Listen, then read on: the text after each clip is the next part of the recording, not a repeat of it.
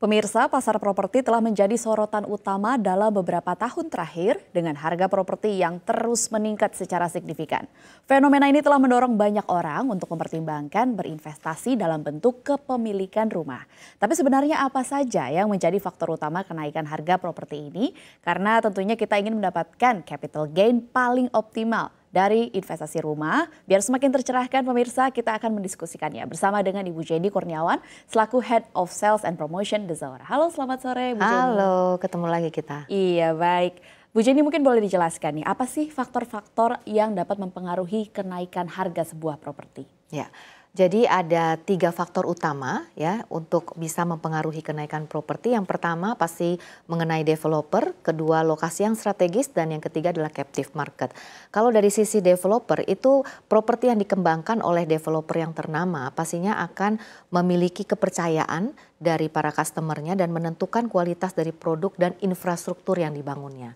Selain itu dari lokasi yang strategis, dekat dengan hunian, juga dekat dengan fasilitas pendukung sehingga penghuni merasa tetap nyaman dan gak perlu jauh-jauh untuk meraih fasilitas itu, seperti misalnya fasilitas pendidikan, kesehatan, entertainment, hiburan untuk keluarga itu juga penting, ataupun untuk membeli kebutuhan-kebutuhan harian dari rumah. Dan kemudian juga kalau di dalam kawasan tersendiri itu juga butuh semacam fasilitas utama seperti misalnya clubhouse atau arena atau area untuk berolahraga.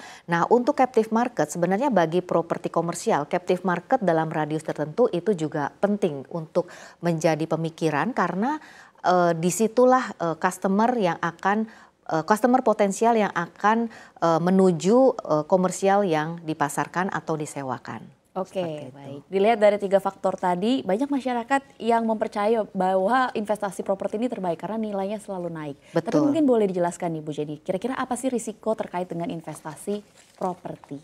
Ya, jadi kalau dilihat cara mengelola investasinya gitu ya, mengelola resiko lebih tepatnya ya. Jadi meskipun nilai properti itu cenderung mengalami peningkatan dan segudang keuntungan lainnya, namun nilai properti juga bisa mengalami penurunan. Contohnya misalnya akibat perubahan pasar, kondisi ekonomi ataupun perubahan dari regulasi. Kemudian investor juga harus memperhatikan properti yang dimiliki dari segi perawatan dan perbaikan itu pasti dibutuhkan biaya-biaya yang tidak sedikit, sehingga untuk bisa memaintain dalam kondisi yang baik dan tetap menarik untuk bisa diperjualbelikan ataupun disewakan. Oke, baik. Lalu kalau dilihat dari perspektif developer mungkin ya Bu ya, untuk menentukan area mana sih yang layak untuk dibangun. Apakah memang ada daerah tertentu di Jawa kah atau di Indonesia yang menunjukkan kenaikan harga properti yang lebih signifikan daripada daerah lainnya begitu? Ya, jadi kita harus lihat pertama dari sisi makroekonominya ya, perkembangan yang ada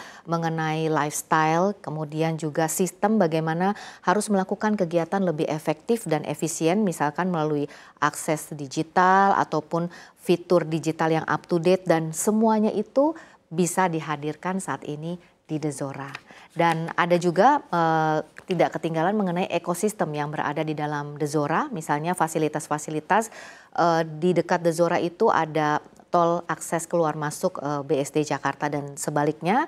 Kemudian juga ada Sunrise, dan Zora ini berada di area Sunrise BSD City bagian barat, di mana pengembangan dari BSD ini sekarang mengarah ke area The Zora dan sekitarnya. Nah, ini seperti misalnya dalam waktu dekat akan beroperasi Grand Lucky Superstore, kemudian ada Rans Nusantara Hebat. Itu adalah fasilitas yang mendukung akan kebutuhan baik dari sisi hunian maupun dari sisi komersialnya. Oke, baik. Ini berhubung Bu Jenny menyinggung terkait dengan The Zora sendiri. Apa nih Bu kira-kira nilai tambah lain bagi masyarakat yang mungkin tidak hanya mencari tempat tinggal saja tapi untuk berinvestasi supaya memang The Zora ini menjadi pilihan properti untuk berinvestasi bagi masyarakat? Ya, jadi sebenarnya sudah dikupas ya tadi ya, bahwa The Zora ini merupakan joint venture dari Sinarmas Land dan juga Mitsubishi Corporation. Itu adalah 2 nama yang terkenal yang menjadi kepercayaan dari masyarakat pada umumnya. Dan yang kedua, lokasi dari The Zora sendiri itu adalah